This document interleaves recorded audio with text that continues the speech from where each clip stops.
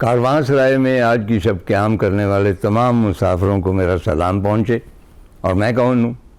वही बूढ़ा दास्तान गो जो हर शब आपको कहानियाँ सुनाता है। आज कारवांसराय में मौसीकी की गूंज होगी, गीत होंगे, नगमे होंगे, मधुर किस्म के, दिल को दुख देने वाले भी और दिल को सुख देने वाले भी। और दूर कहीं से बांसुरी की आवाज़ भी आएगी और वायलिन की भी आवाज़ आएगी। और वायलिन में बड़ा दुख होता है, बड़ा दर्द होता है और वो घर की याद दिलाती है। और आई एम श्योर कि आपको भी घर की याद आ रही होगी, लेकिन उसमें एक उम्मीद की किरण भी होती है कि हम घर वापस जाएंगे।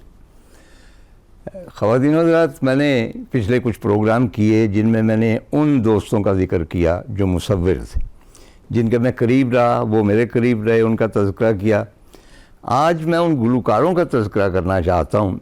ये तो नहीं मैं कह सकता कि वो मेरे दोस्त थे, लेकिन मैं आशना था उनसे, उनसे गुफ्तगू बहुत की, बहुत से प्रोग्राम उनके साथ किए। तो उनके ज़िंदगी के बहुत से ऐसे गोशे हैं जो आश्कार हुए, तो उनके बारे में गुफ्तगू होगी। अच्छा, जिस तरह मुसव्वरी के बारे में मैं कुछ नहीं जानता, लेकिन थोड़ी सी परख है, इसी तरह मौसीकी के बारे में मैं बिल्कुल, वो कहते हैं ना बल्द होना, वो बल्द जो होता है ना, बैल होता है पंजाबी वाला, मुझे कुछ लंबा चौड़ा पता नहीं है। मुझे अगर कहा जाए कि राग बागेश्वरी और दरबारी में क्या फ़र्क है तो मैं नहीं बता सकूँगा। लेकिन ये है कि भाई शुरू से शौक़ था। और अवाइले जवानी की बात है कि एक चंचल सी कज़न थी और बहुत अरसा पहले की बात है। तो उसने बड़ी मतलब नखरे से फरमाइश की कि भैड़िया मैनू ये रात ये चांदनी फिर कहाँ तो सुना दे। उन दिनों बड़ा हिट गाना था। अब हमारे दिल की धड़कन तेज़ हो गई। आप जानिए, स्कूल में पढ़ते थे और वो कज़न भी कदरे चंचल थी। तो हमने जब शुरू किया ये रात ये चांदनी, और इतनी घघियाई और इतनी हौलनाक आवाज़ में किया कि मौसूफ़ा वॉकआउट कर गई। और मेरा ख़्याल है कि किसी और कज़न से उन्होंने ये रात ये चांदनी फिर कहाँ सुना होगा और उसकी जानिब माइल हो गई। चुनांचे बहुत सारे हमें नुकसानात भी हुए। इसी तरह साज़ बजाने का शौक़ था और एकॉर्डियन मेरा फेवरेट था, क्योंकि उसको रेड स्क्वायर में भी सुना था, उसको पेरिस में जितने गीत हैं उसमें, और बहुत खूबसूरत। तो हमने एक मौसीकी का स्कूल जो था ज्वाइन किया। वहाँ पे फ़ायदा मुझे सिर्फ ये हुआ कि मौसीकी की जो नोटेशन होती है, जो लिखी होती है मौसीकी वेस्टर्न, उसको पढ़ना थोड़ा बहुत सीखा। लेकिन जहाँ तक अपना अकॉर्डियन का ताल्लुक़ है, वो जब मैं बजाता था तो अकॉर्डियन की आवाज़ के सिवा दुनिया के हर साज की उसमें से धुन बरामद होती थी, मलगूबा सा। चुनांचे 2 हफ्ते के बाद म्यूज़िक टीचर ने कहा कि ये मौसीकी तुम्हारे बस की बात नहीं है और हमें भी नुकसान हो रहा है। नुकसान ये हो रहा है कि जिस तरह तुम एकॉर्डियन बजाते हो वो बाकी क्लास भी मुतासर हो रही है। चुनांचे ये हमारा शौक़ वहाँ भी ख़त्म हो गया। ये सब चीज़ें अपनी जगह, लेकिन मैं ये कह सकता हूँ कि अगर मैं म्यूज़िक को जानता नहीं हूँ, राग रागनी से वाकिफ़ नहीं हूँ, आलाप से वाकिफ़ नहीं हूँ, मुखड़े से वाकिफ़ नहीं हूँ, जो भी है, लेकिन मैं एक सुनवैया ज़रूर जो प्रोफेशनल हैं उनके यहाँ ये टर्म इस्तेमाल की जाती है कि बेशक एक शख्स को मौसीकी के बारे में कुछ ना हो, लेकिन वो सुन सकता है। और मुझे सबसे बड़ा जो कमेंट था, कॉम्प्लीमेंट था, उस्ताद फ़तेह अली ख़ान ने दिया था।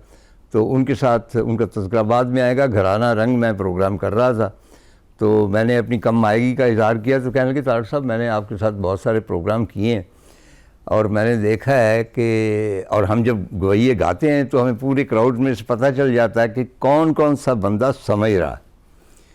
तो आपने, अब मेज़बान होते थे अक्सर, तो आपका सर जो है वो एक ख़ास जगह पे जाके, एक तान पे जो हिलता था, तो हम जानते हैं कि आप सुनवैये हैं।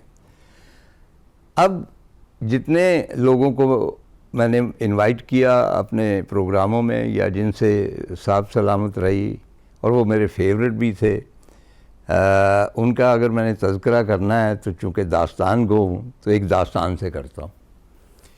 91 में K2 एक्सपीडिशन मैंने एक तरतीब दी और उन ज़मानों में K2 कम ही लोग जाते थे। अशकोले से ट्रैक शुरू होता था और इस दौरान हमने किसी भी पाकिस्तानी एक्सपीडिशन को नहीं देखा, गोरे आते जाते थे। तो 3 दिन की मुसाफत पर अशकोले से एक जगह है पाइयो। अच्छा, ये पाइयो जो है, ये इसका नाम बड़ा फैसिनेट करता है, जैसे कोई पपीहा बोल रहा है।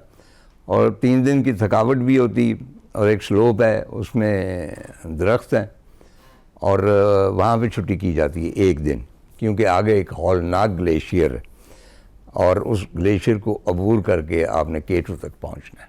चुनांचे वो रेस्ट की रात थी, मैं अपने खैमे में था, तो बल्ती जो थे वो गा रहे थे। अब बल्तियों का ये एक पैशन है, सारा दिन 30-30, 40-40 किलो बोझ उठा के बुलंद तरीन पहाड़ों पे चढ़ते हुए, ख़तरनाक रास्तों को तय करते हुए जब शाम होती है तो लामहाला उन्होंने वो कनस्तर जो होता है पेट्रोल का खाली, उसको बजा के उसकी रिदम में गाना भी गाना है और रक्स भी करना है। और उनके मुताबिक उनका रक्स जो था वो वही रवायती किस्म का रक्स, वो उनकी थकन उतारता था। चुनांचे अब मुझे अपने खैमे में बैठे हुए जो आवाज़ आई तो धुन मुझे कुछ फेमिलियर सी लगी। मैं बाहर आ गया, वो रक्स कर रहे थे, दरमियान में अलाव जल रहा था और K2 का रास्ता था, अजीब समा था। और फिर आहिस्ता आहिस्ता मेरे कान जब शनासा हुए तो आप जानिए वो धुन कौन सी थी? वे मैं चोरी चोरी तेरे नाल ला लियां अखियां में। अब ज़रा सा फ्लैशबैक हम जाते हैं 20-30 साल। उन दिनों चैमरलैंड रोड पे वाक़ मैं अपनी दुकान थी मेरी बीजों की, किसान एंड कंपनी, वहाँ बैठा करता था। तो मेरे साथ ताज सब्ज़ी वाला था। उसके पास कभी कभार एक मफलूकुल हाल शख्स आता था, साइकिल थी पुरानी सी, वो खड़ी करता था और ताज के पास बैठ जाता था और थोड़ी देर के बाद वो 1-2 गाने सुनाता था ताज को। और ताज उनके एवज़ में उसे गोभी का एक फूल दे दिया, कुछ चंद एक शलजम दे दिए, जो भी सब्ज़ी है, और वो अपने वो पटसन का थैला था उसमें वो डाल के चला जाता था। एक रोज़ ताज उसको लेके मेरे पास आ गया, मैं साथ ही था। कहने लगा, चौधरी साहब ये मेरा दोस्त है और इसका नाम है मंजूर चला, तो ये गाना बड़े अच्छे गाता है, तो आप इसका गाना सुने, टेलीविज़न पे आपकी वाकफ़ियत है, तो अगर ये टेलीविज़न पर आ जाए। अब मेरी इतनी वाकफ़ियत तो नहीं थी, बाहर था, मैं बहुत रेगुलर था। तो उस शख्स ने गाना शुरू किया, पहला गाना, वे मैं चोरी चोरी तेरे नाल ला लियां अखियां में, और उसने पूरा गीत सुनाया। आवाज़ उसकी बहुत अच्छी थी। तो मैंने पूछा, चलिया ये किसका गीत है? कहने लगा, जी मैंने खुद लिखा है, ये गीत मंजूर चले का लिखा हुआ। तो मैंने कहा, इसकी धुन किसने तरतीब दी है? कहने लगा, वो भी मैंने ही तरतीब दी है सर। बहुत बाद में एक बोर्ड आवाज़ाम हुआ, पुराना जो अलहमरा था, नैयर अली दादा वाला नहीं, और उसके ऊपर लिखा हुआ था सदाए सहरा। 2 तस्वीरें थी, उनमें एक ख़त उनका नाम था रेशमा, दूसरी कोई और थी। रेशमा ने यही गीत गाया, वे मैं चोरी चोरी, और वो इंटरनेशनली एक हिट हो गई। इतनी हिट हुई कि कहते हैं कि जब वो हिंदुस्तान गई तो इंदिरा गांधी ख़ास तौर पे उससे मिली। उसके बाद इसी गाने की वहाँ पे कॉपी हुई और उसको मेरे दोस्त गुलजार ने लिखा, यारा सीली सीली बिरहा की रात, और लता मंगेशकर ने गाया और पूरी दुनिया में लोग इसको गाते थे। तो मैं कभी कभार यही सोचता हूँ कि ये गाना जिसने रेशमा को पूरी दुनिया में मुतारफ़ करवाया, जिसकी मुख्तलिफ लोगों में मुल्कों में कॉपी हुई और वो अब भी एक असरअंगेज़ गाने के तौर पे मौजूद है, उसका जो क्रिएटर था, जिसने उसे लिखा, जिसने उसकी धुन तरतीब दी, उसे क्या मिला? गोभी का एक फूल और चंद शलगम। अच्छा, रेशमा के बारे में कहा जाता है कि भाई घूम फिर के गा बजा के रिज़्क़ कमाती थी, शादियों पे गाती थी, और बल्कि वहाँ की ज़ुबान में इनको गढ़वी वालियाँ कहा जाता है। और हमारे लाहौर स्टेशन के एक प्रोड्यूसर थे, उन्होंने दरियाफ़्त किया, और उनको यहाँ पे लेके आए। नहायत ही बज़ला संच और नहायत ही इंटेलिजेंट खातून और बहुत उम्दा गुफ्तगू करना। मेरे एक प्रोग्राम में आई तो मैंने कहा कि आप वहाँ पे गई थी इंग्लैंड, तो आपको तो अंग्रेज़ी नहीं आती, तो फिर आप वहाँ पे क्या करती थी? कहती तौर साहब मैनू सारी समझ आती, पता होंदा कित्थे कहीदा है नो वे नो। अच्छा, तो इस किस्म की गुफ्तगू करती थी। और बाद में कैंसर का शिकार हुई, शौकत खानम में उनका इलाज हुआ, लेकिन कुछ अरसा सेहतमंद रहीं, फिर फौत हो गई। और हमने सुराग लगाया है कि वो दफन कहाँ है। हम इंशाल्लाह आपको मरकज़ भी दिखाएंगे कि कहाँ रेशमा दफन है। आंखें उनकी थीं बहुत बिलौरी किस्म की। और दिलदार परवेज़ मरहूम भट्टी जो है वो हमेशा कहते थे सुन्नी बिलौरी अख वाली है, और वो बड़ा शर्मा के आगे से जवाब देती थी। She was a good looking खातून, और उनमें एक सेंस ऑफ ह्यूमर थी जो बहुत कम लोगों में होती। अच्छा, एक और उन्होंने नगमा गाया जो बहुत कमाल का था, मेरी हम जोलियो, उर्दू में गाया, लेकिन उसकी कुछ धुन है और जिस तरह रेशमा ने गाया है वो कमाल कर दिया है। मुझे जो बहुत ज़्यादा पसंद है उनका इब्तदाई एक नगमा परवेज़ मेहदी के साथ है, और गोरिये मैं जाना परदेस, और रेशमा सिर्फ ये कहती मैं जाना तेरे नाल। ये जो पुराने ज़माने थे ना, हमारे ज़माने, वहाँ पे सिर्फ वही सिंगर मशहूर होते थे जो रेडियो पर आते थे, और उसके बाद टेलीविज़न का आगाज़ हुआ तो टेलीविज़न पर आते थे। लेकिन इनमें दो एक्सेप्शन थी जिन्होंने ना रेडियो का सहारा लिया न टेलीविज़न का, और वो अपने जिस तरह कहते हैं ना खेक की ज़ोर पर वो मैसेज में पॉपुलर हो गए, और जहाँ जाते थे उनका नाम लिया जाता था। उनमें एक थी मुन्नी बेगम, कभी टीवी पे नहीं आई थी, कभी रेडियो पे नहीं आई थी। दूसरे थे अताउल्लाह ईसा खेलवी। आप कराची से अगर अपना सफ़र का आगाज़ करते तो पेशावर तक जितने ट्रक हैं, जिस तरह मिडल ईस्ट में उम्मे कुलसूम की आवाज़ मुसलसल सुनाई देती है ना, इसी तरह अता की आवाज़ सुनाई दिया करती थी। बल्कि कई ट्रकों के पीछे तो वो जो जिस तरह मुख्तलिफ फेवरेट शख्सियात के होते हैं खाके, अताउल्लाह ईसा खेलवी की तस्वीरें लगी होती। इस तरह वो मैसिवली पॉपुलर था। लोक विरसा ने आगाज़ किया कैसेट्स बनाने का। इससे पहले कैसेट्स बनाने का कोई रिवाज नहीं था। उसमें कोई कवाल थे मशहूर, उनकी उन्होंने कैसेट बनानी थी, और अताउल्लाह ईसा खेलवी की बनानी थी, और मुझे मेज़बान के तौर पे चुना गया। वो मेरी पहली मुलाकात अताउल्लाह ईसा खेलवी की, और वो जवान था, हम भी किसी हद तक नौजवान थे, और बहुत ही दिलचस्प गुफ्तगू हुई। उन्होंने अपने गाने गाए, और मैंने महसूस किया कि एक बहुत गहरी सोच रखने वाला शख्स और बहुत इंटेलिजेंट गुफ्तगू कर रहा है, क्योंकि मैंने कम गुलकारों को देखा है कि वो इंटेलिजेंट गुफ्तगू करें, उन्हें ज़रा फीड करना पड़ता है। लेकिन अताउल्लाह ईसा खेलवी के पास लफ्ज़ों का ज़ख़ीरा भी था, जज्बात भी थे, और बात करने का ढंग भी था, और उसमें कोई उनमें वो जो होता है ना कि एक प्राइड कि हम ये हैं और वो हैं, वो भी नहीं थी। चुनांचे उन्होंने वहाँ पे कुछ गीत गाए, और इस बात को 40-50 साल हो गए हैं। कुछ अर्सा पेशतर मुलाकात हुई तो अता कहने लगा कि तार साहब, तार भाई कहते हैं, तार भाई ठीक है, बहुत सारे इंटरव्यू हुए हैं, बहुत सारे मेरे कैसेट्स बने हैं, लेकिन वो जो लोक विरसा वाला था ना आपने बनाया, मैं वेस्ट इंडीज़ गया था तो वहाँ भी उसका तज़किरा था, क्योंकि वो पहला था। उसके बाद अता से मुलाकातें होती रहीं, और मैं उसकी शख्सियत का गर्विदा होता चला गया। अता क्यों पॉपुलर? अता इस सरज़मीन में से फूटा हुआ एक ऐसा बूटा है कि जिस पर जितने फूल लगे उन सब में इस ज़मीन की क़ुव्वत, इसके रंग, इसका कल्चर शामिल है, बाहर की कोई चीज़ नहीं है। यानी जिस तरह इस सरज़मीन के फूल हैं, शरीं का फूल आजकल अगर कहीं आसपास आप दरख्त देखें, उसका फूल सूंघिए, पागल कर देने वाली खुशबू है। कीकर का फूल होता है, धरेक के फूल होते हैं। तो अता वो बूटा है जिसके साथ तमाम वो देसी फूल लगे, सबको अपनी महक आती है, और वो अपने वतन से इस तरह जुड़ा हुआ कि तेनू ले जाना मियाँ वाली। तो रेफरेंस जो देता है कमीज़ तेरी काली, वो जो पुराने पहनते हैं एथीवा, यानी जो कुछ मैसेज की पसंद होती है, जो कल्चर में रची हुई होती है, अता उसकी बात करता है। अब ये कमीज़ तेरी काली की रिज़म जो है कमाल की है।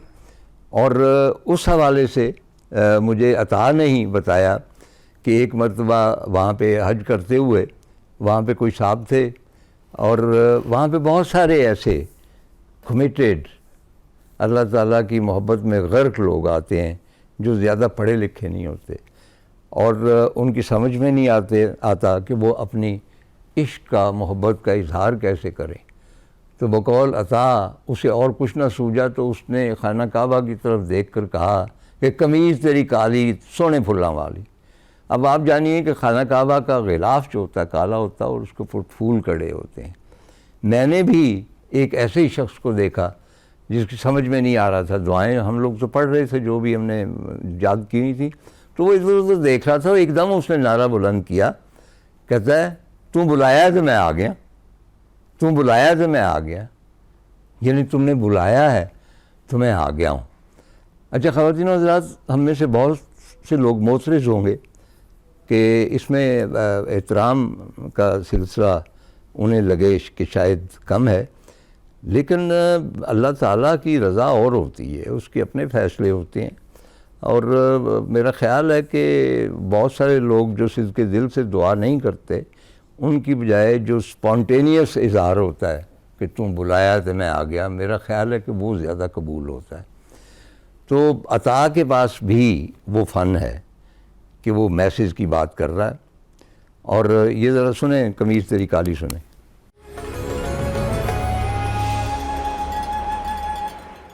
आमतौर पर जो बड़े गुलकार होते हैं, अदीब भी बड़े जो होते हैं, उनकी औलाद जो रहती है उनके साये की वजह से वो जो डोमिनेशन होती है वो ज़्यादा लाइक नहीं होती। अता इस मामले में बड़ा खुशकिस्मत, उसका बेटा सांवल बहुत अच्छा गाता है, बहुत ही अच्छा गाता है, और उसकी बेटी जो है लारेब, क्या खूबसूरत नाम रखा है अता ने। वो इस वक्त एक फहरिस्त आई थी 10 मोस्ट इन्फ्लुएंशियल पाकिस्तानी वेमेन, उसमें उनका नाम था लारेब अता।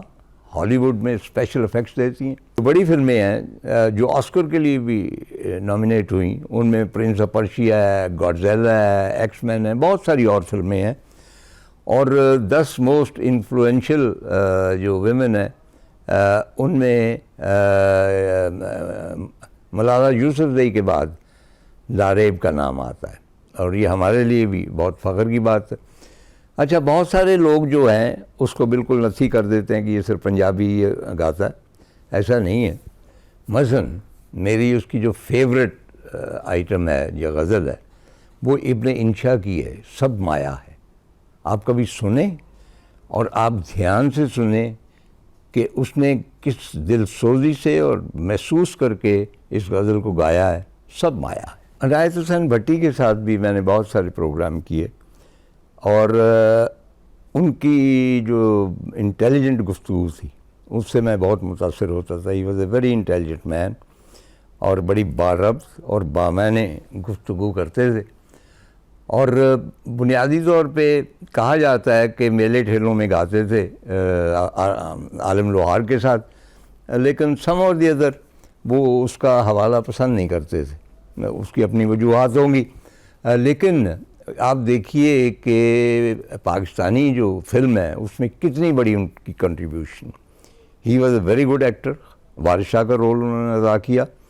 उसके बाद गायक एक ख़ास किस्म के थे, मसलन मोहब्बत का जनाजा जा रहा है आज तक पॉपुलर, और वाकई लगता है कि मोहब्बत, उनकी आवाज़ ऐसी थी कि लगता था कि मोहब्बत का जनाजा जा रहा है।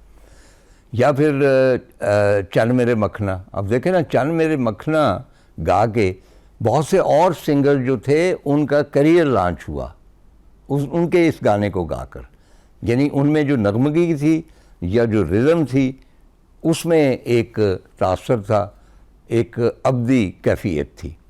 तो चंद मेरा मखना गाया बहुत सारे सिंगर्स ने, इसी तरह उनके और बहुत सारे गाने जो हैं कापी हुए।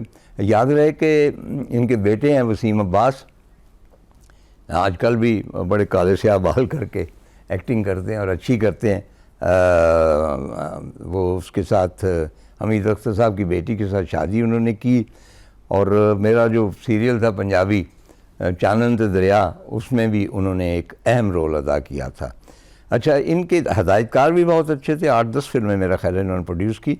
इनके छोटे भाई थे कैफ़ी, तो कैफ़ी जो थे वो बिल्कुल भाई की मोहब्बत में डूबे हुए थे। उनका इंटरव्यू एक ज़रा सा यार लोगों ने एग्जैजुरेट करके, वो बहुत कोट हुआ कि कैफ़ी साहब से पूछा गया कि सबसे बड़े गुलकार कौन है, तो उन्होंने कहा मोहम्मद रफ़ी और पाईजान। उनका सबसे बड़े हदायतकार कौन है, उन्होंने कहा जी महबूब और पाईजान। उन्होंने कहा जी सबसे बड़े जो हैं एक्टर कौन से हैं, उन्होंने कहा दिलीप कुमार और पाईजान। अब कता नज़र के उन्होंने कहाँ मिलाया, लेकिन हकीकत है कि अगर एक भाई अपनी बड़े भाई के साथ मोहब्बत करता, उसको एडमायर करता, तो वो उसे दुनिया का सबसे बड़ा इंसान ही लगता है। तो एक और गाना जो उनका बड़ा ज़बरदस्त था, जो मुझे बड़ा पसंद, और ये साईं अख्तर ने भी गाया था, वो था भागा वालियो नाम जपो मौला नाम। मुझे याद है कि भट्टी साहब के साथ मैंने एक प्रोग्राम किया, और उसमें ऑडियंस में जो लोग थे 3-4 मुझे याद हैं। एक तो अफजाल चिट्टा मरहूम, बहुत बड़े एक्टर थे, मुनीर नियाज़ी आए, सैफुद्दीन सैफ आए, क्योंकि ये उनके एडमायरर थे। बाद में ये तसव्वुफ़ की तरफ बहुत माइल हुए, और इन्होंने पीटीवी पे चंद नहायत ही आला प्रोग्राम, मुख्तलिफ़ जो रूहानी हस्तियाँ हैं उनके बारे में, और जो हमारे शायर हैं बड़े, बुल्ले शाह के बारे में, वारिस शाह के बारे में इन्होंने प्रोग्राम पेश किए। 10-12 प्रोग्राम थे, और वो ऐसे हैं कि उनको अगर ट्रांसक्राइब करके कहीं एक बुक फॉर्म में लाया जाए, तो वो पंजाब की जो तसव्वुफ़ की हिस्ट्री है उस पर बड़ा ऑथेंटिक एक हवाला बनेगा। कहा जाता है कि पाकिस्तान में मौजूद चंद ऐसी गुलकाराएँ थीं जिनके बारे में हम कह सकते हैं कि वो महफ़िल की गायिका थी। यानी महफ़िल में डायरेक्टली बैठ के गाना जो होता है ना, वो बहुत कॉम्पिटेंट जो हो, अपने फ़न पे माहिर हो शख्स, सिर्फ वही गा सकता है। बाकी माइक्रोफोन्स और स्पेशल इफ़ेक्ट्स का सहारा लेके तो बहुत कई बड़े गायक बन जाते हैं। तो ज़ाहिर है कि महफ़िल में गाने वालों में फरीदा खानम साहिबा थीं, इकबाल बानो थीं, मुनी बेगम थी, लेकिन एक और नाम भी सामने आया, वो था गुलबहार बानो का। गुलबहार बानो को बहुत कम लोग याद करते, इसलिए कि कम टेलीविज़न पर आईं, और उनकी मुस्कुराहट जो थी बहुत सैरंगेज़ थी, और बड़ी शर्मीली सी खातून थी, वेरी गुड लुकिंग थी। उनके साथ उनके मामू होते थे जो धुनें बनाते थे, लेकिन उनका एक गीत जो था मोहसिन भोपाली का लिखा हुआ, चाहत में क्या दुनियादारी, इश्क में कैसी मजबूरी, महनाज, मुझे आज तक इतना दुख है कि इतनी सुरीली खातून, इतनी शानदार रख रखाव वाली शरीफुल नफ्स खातून, महनाज कज्जन भाई की बेटी थी, और मरसिया खानी में दोनों माँ बेटी का जवाब नहीं था, इतनी जल्दी दुनिया से चली गई। और वैसे जितनी देर रहीं और जो गाया कमाल का गाया, उसमें जो क्लासिकल अंग की आमेज़िश होती थी वो कमाल की होती थी। अच्छा, महनाज से पहली मुलाकात इसलिए भी मुझे याद है कि वो ख़ास तौर पे मेरी किताब है प्यार का पहला शहर, वो लेके आई कि जी मुझे इसके ऊपर साइन कर दीजिए। एक बात ये याद है, दूसरी ये कि अपनी तरफ से मैं तौसीफ़ करना चाहता था, आज की शाम प्रोग्राम था शायद महनाज की, तो मैंने ज़रा लफाजी ज़्यादा इस्तेमाल कर दी, वो जो होती है ना सेंसलेस लफाजी, उस किस्म की। वो बहुत आसान होती है कि मसलन महनाज देखें, ये जो मौसीकी होती है ये रूह की गहराइयों में से बरामद होकर रगो पै में सरायत करती हुई जब अर्शों की जानब जाती है तो पूरे सितारे दमकने लगते हैं और चाँद की रोशनी बढ़ जाती है, और फिर उसके बाद हर सू कहकशां की बिखरनी शुरू हो जाती है, वगैरह वगैरह। इस किस्म का मैंने, आपका क्या ख्याल है? अच्छा, ये गुफ्तगू सुन के ना तो महनाज भुंचक्की सी रह गई, और उसका ऐसा जवाब दिया जो आज तक मैंने पल्ले बांध रखा है। मैं नाज ने कहा कि तारड़ साहब मुझे ये नहीं पता कि आपने ये क्या कहा है, लेकिन मुझे ये पता है कि मैं गा सकती हूँ, मुझसे गाना सुन लीजिए। मैं लाजवाब। पीटीवी पे हमारे ख्वाजा नजमुल हसन थे, उन्होंने मैक्सिमम प्रोग्राम किए म्यूज़िक पे और म्यूज़िक के बारे में जानते भी बहुत थे। और पिछले दिनों मेरे पास तशरीफ़ लाए कुछ इंटरव्यू वगैरह के सिलसिले में, तो कहने लगे कि पाकिस्तान इस लिहाज से बड़ा खुशकिस्मत था कि और मुल्कों में एक मलका होती है, हमारे पास बहुत सारी मलकाएँ थी। मतलब मलका तरन्नुम नूरजहां थी, मलका मौसीकी रोशन आरा बेगम थी, मलका गज़ल जो थी वो फरीदा खानम और इकबाल बानो थी, वगैरह वगैरह। तो मैंने कहा कि ख्वाजा साहब, आप जो बादशाह लोग हैं उनको भूल गए हैं, वो शहनशाह गज़ल भी तो आया था ना, उसको याद कीजिए। और मलका की बात करते हैं तो मलका सहरा रेशमा भी तो है। इसी तरह मैंने 4-5 और नाम लिए। कहने का मतलब ये है कि ये जितने भी लोग हैं ये अपने अपने फ़न में यकता हैं और ये मलकाओं और बादशाहों से कहीं आगे की चीज़ है। मसलन आपको अगर हम लिटरेचर ले लें तो क्या आपको मालूम है कि डिकन्स के ज़माने में या शेक्सपियर के ज़माने में कौन सा बादशाह हुआ करता था इंग्लैंड? आपको नहीं याद होगा। क्या आप जानते हैं कि जब मतलब है कि लता ने फ़लाँ गाना गाया था तो हिंदुस्तान का वज़ीर आज़म कौन था? या जब नूरजहां ने इंतज़ार फिल्म बनाई थी और उसमें चांदनी रातें गाया था या चांद से दुनिया बसे गाया था, तो कौन बंदा यहाँ साहिब इक़्तिदार था? ये सारे बादशाह और मलकाएँ, बड़ा जो फ़नकार होता है ना, उसके सामने हेच होते हैं। और याद रखिए, कोई भी मुल्क जो है उसकी पहचान हमेशा उसके फ़नकारों और अदीबों से होती है, उसके सियासी लीडरों से नहीं होती।